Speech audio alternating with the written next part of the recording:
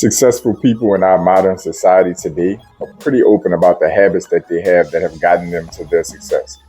They're also pretty vocal about things that they feel like are antiquated ways to become successful in this modern time, and that they contest financial advice or, you know, folklore that has been passed down that they feel like no longer applies.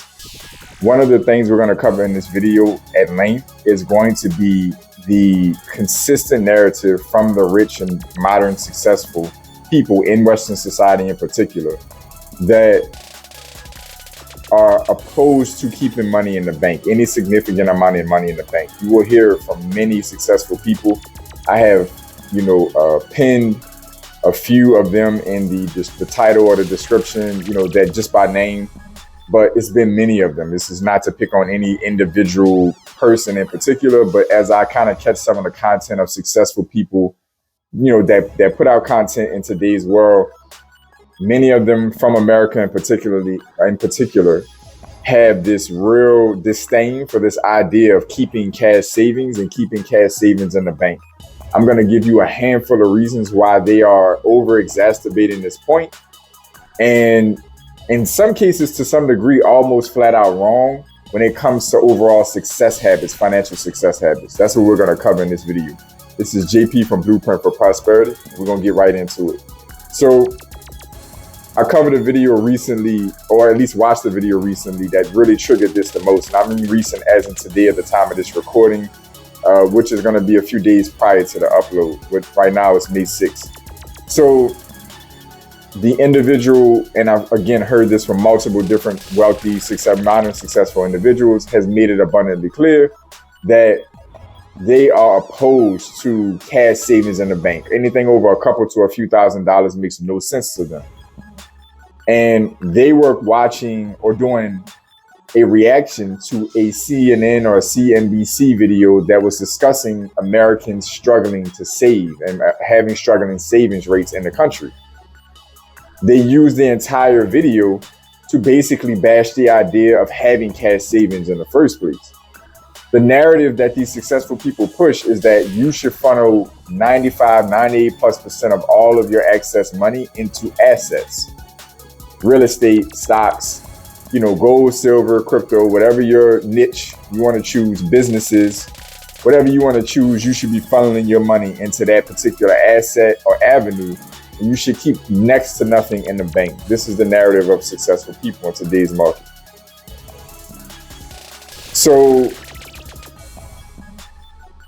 with that having been said, I want to make a couple things clear.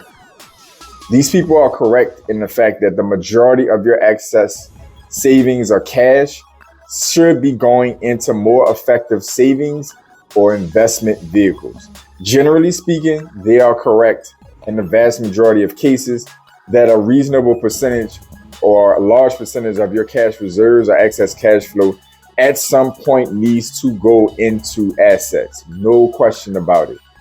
The next thing that I'm going to cover really quickly and point out, the vast majority of these very successful, very accomplished individuals are not financial professionals. You can make your argument whether or not you feel as if being a financial professional gives you eminent domain over financial advice or guidance. But at the end of the day, these people are going off firsthand experience. And the problem with that, the only problem with that I'm going to point out in this video is firsthand experience is extremely subjective. It is not healthy to project your personal experience out to a very large audience of diverse people with different needs and different circumstances. So the next thing I'm going to point out is that successful people in our society get their money so fast and effectively, which shout out to all of them for doing so. They get it and they feel like they give advice as if it's impossible for it to go away or anything to go wrong. And I can understand that you get to a level of success to where your bottom resets. You no longer can see the same ground floor that you once saw before. So you get to a point where tens of thousands, sometimes hundreds of thousands of dollars seems like pocket change because you're getting it so frequently. to the point where keeping any of it in the bank for savings or emergency based on your lifestyle at that level seems preposterous. I understand that. I respect it. But I'm going to be honest. The vast majority of the audience of these individuals are everyday working class people, middle class and working class people. And the idea to scoff at the idea that people should have an emergency savings or access to liquidity is egregious. It's low key insanity. And I'm going to give you a handful of reasons why the vast majority of you should probably continue to follow that folklore advice and continue to put together emergency funds and cash savings actually in the bank. I'm going to give you a handful of reasons why, so you can hopefully, if you're catching this and you've seen some of these other content creators, you can stop being torn in your mind if you're doing the right thing by having cash in the bank. I'm going to give you a little bit of backstop for you to feel a bit more comfortable going that route. And I'm going to explain why they're still right about assets, but why they're missing the mark about saving, cash savings in the bank. They always use the argument about inflation, eroding away savings, yada, yada. At the end of the day, it's not always about every dollar being a surplus to inflation. That is not the only reason that you will store cash. There are very smart investors and financial professionals and business people out there who are great with money, have a ton of it, that will take a loss to inflation to achieve other financial goals. It's a thing. And unfortunately, we have a hubris and an arrogance in our culture, especially once people become successful, where it's like, I have so much money that the world, nothing can go wrong in the world where I would ever lose it or need to reach into a bank account and get access to liquidity or prove that I have liquidity for something, because I'm so successful now that I don't have to play by those rules anymore. So I'm going to talk to an audience of people who aren't anywhere near my level yet and tell them they didn't need to do it the way I do it, or use my life to shame them for doing it the way they're doing it. That I sternly disagree with. So the number one reason why I value cash in the bank is emergency savings. That is correct. I believe that you do need to have at least a few months of immediately accessible cash in the bank, because no matter how abnormal or rare of an event it may be, you could need $5, $7, $10, or $15,000 for something at a time within 1 to 2 business days. It's a thing. And almost no other asset that you can invest in will allow you to liquidate it at an even point, meaning that you preserve your principal doing so in that window of time, that short. You can't put it in life insurance policies and get it out that fast. You put it in the stock market, you're taking a gamble of getting it out that fast, not to mention if you have to pay taxes on it, if it has a profit. Real estate is almost definitely not going to let you get it out that fast. Crypto is a risk of a loss, and it goes down the line. Gold and silver. It's hard to get that kind of money back out of an asset that quickly without any loss. So if you're taking a 2, 3, 4, 5, 6% loss on inflation on an annual basis to have access to that money versus a 5, 10, 15% loss in the stock market, real estate almost impossible. 5, 10, 15, 20% loss in crypto if the time is not right. Whatever the circumstances in gold and silver and its value fluctuations, cash is still valuable. And if you have to take a 2, 3, 4, or 5% loss based on inflation versus the account that money's sitting in and paying you, so be it. That's number one.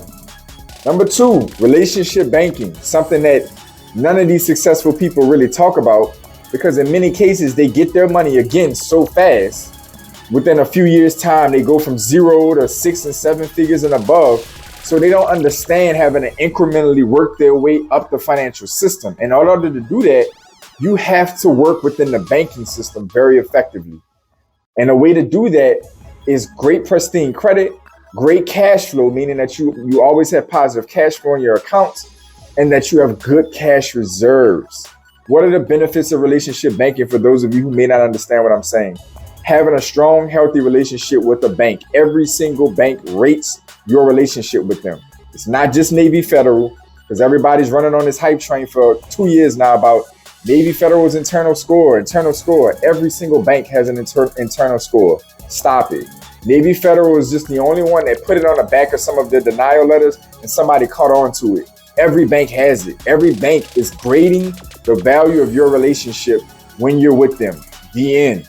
That means that the same concept people are touting and making this mythical, content around these secret codes, hacks, and cheats with Navy Federal is the same game at every banking institution.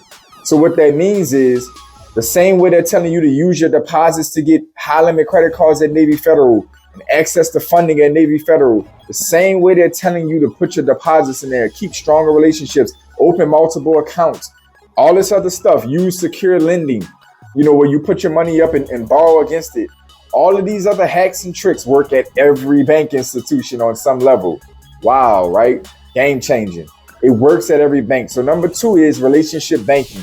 This will allow you to unlock access to credit cards, high limit credit cards, other funding, small business funding, all these different things. Banks need to see liquidity. Why? My next reason. Assets go down in value. Wow, mind blowing, right? It's crazy. Assets drop in value. You successful people out there are telling you funnel 90+% of your excess cash flow, no savings, next to no savings, and to funnel it directly into a rental property, directly into the stock market, directly into cryptocurrency, as if these things don't go down in value. So let's just go back into recent history, which at the beginning of this year, several times in 2022 when the Federal Reserve was raising rates, COVID, the stock market was down 20, 30, 40% at a time. So if you need access to your capital, these rich people having you thinking that you need to tie all your money up into that stock market or that index fund or getting that rental property, and you go to liquidate it and it's 30% down from where your principal investment. And that's supposed to be better than the 3 or 4 or 5% a year that you might be losing by keeping it in a high yield savings account? Really? So when they're telling you I funnel it into assets and, even when I buy expensive jewelry, the jewelry still holds its value, yada, yada. Listen, you probably can tell I'm a little frustrated recording this because I care about my audience and I care about those of you who are trying to find quality financial information. It aggravates the piss out of me that successful people in our culture are no longer healthy examples of success. It's crazy. You cannot gamble your liquidity in assets that can lose value by uncontrollable circumstances. There's interest rate risk. There's policy risk, systemic risk. There are risk factors that influence your investments that you have no control over. If you need access to more than a few $1,000s at a time, which can happen at any moment in your life, you got to sell something at a loss. Sell something at a loss and have to pay taxes on it, or sell it at a profit and have to pay taxes on it. Not to mention, again, there's almost nothing you can come out of, minus maybe the stock market and possibly crypto, and within 1 or 2 business days. Again, anything real estate related, I can't think of anything you can come out of shorter than a handful of weeks, if you're lucky, to a few months that you can liquidate. You have to borrow or sell it. There's no other way to deal. You have to collateralize it or sell it. So how are you supposed to get your hands on your cash if you need it for something? These people have so much money and they got it so fast that doesn't even dawn on them that they're telling the average person who might be listening to them and take the first 30, 40, 50,000 they have saved, and instead of cushioning themselves, throw it into an investment property or a rental property, have an emergency a month later and can't get the money out. Okay, next point. Lenders borrowing. Almost every lending product that has any kind of significant scale, mostly let's just stick to real estate, okay? You have to have cash reserves. Other than nuanced particular investment products like real estate and loan investor products that might go off of the property or hard money, private money, or seller finance and all that little creative stuff. We're talking about commercial bank, credit unions, small banks. We're talking about traditional forms of funding, which, by the way, 80-90% of people go to do. Let's not get this media hype on YouTube and Instagram where it's like, the vast majority of people are going to hard money lenders or structuring private money deals or owner financing, because they're not. They're absolutely not. Most people still go to banks. So small business funding, real estate investment funding, sticking to those two. Please tell me how many products are out there that don't require or at least encourage you to have cash reserves on the side. Yes, you can have really pristine credit and get away with some of these products. Yes, you can have really great cash flow and get away with some of these products. But when you're looking for quality SBA loans, lines of credit from banks and stuff when you're looking for these different things, refinances and HELOCs on investment properties, they want to see cash reserves. Not just that you have it in a life insurance policy, not that you own other real estate, not that you have a big fat stock portfolio, crypto portfolio. They don't care. That's great. There's an asset column. They want to know. Wonderful. But they're smart enough to know all of that can go to 0 or 50% discount at any point in time out of your control. What cash do you have? FDIC insured cash. The one asset that you'll have that cannot be systemically taken away from you, that is backed by the federal government, the last backstop in the country. If that doesn't work, we got a societal issue. That's a totally different beast. You are insured with your cash. Your real estate investment is not insured. Your stock market portfolio is not insured, not in principle at least. So if that's the case, when you go to borrow money on some of these, again, small business funding and real estate investment, how is it that you're supposed to prove to a lender that you're liquid, at least for a few months' payments if something goes bad?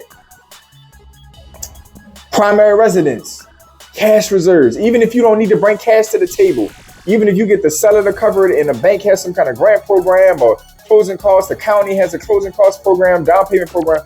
Most loan products that are not niche, developed specifically for low-income people, want you to have cash reserves in the bank. They want to see 3 to 6 months payment available. They want to see 3 to 5% down payment money, even if you don't need it. They want to see 2 to 4% closing costs, even if you don't need it. They want to see you have some cash.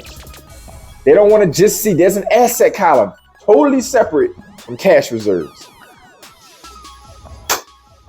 When you go to invest, this is my last point. When you go to invest with a financial advisor, financial professional, these people will not do your investments if they're any good. Their firm will not allow you to clear that investment if you don't have cash reserves. You can invest on your own all you want to if you want to take that risk, but the vast majority of us are going to put our money in the hands of other smart people. And if that's the case, you think they're going to let you go in there and sit down with them and say, I want to start a stock portfolio. I want to pick an index fund or a mutual fund. I got $50,000 to invest. If they're even moderately decent at their job, they're going to vet you and do what's called suitability. When they do suitability, guess what they're going to ask you? What cash reserves do you have? And when you tell them that the $50,000 you plan on putting into that mutual fund or that index fund is the only cash you got, or maybe you got $2,000 because you listen to such and such and so on YouTube, but the other $50,000 out of the $52,000 of cash that you have to your name is going into this index fund, there's no way they're going to do it.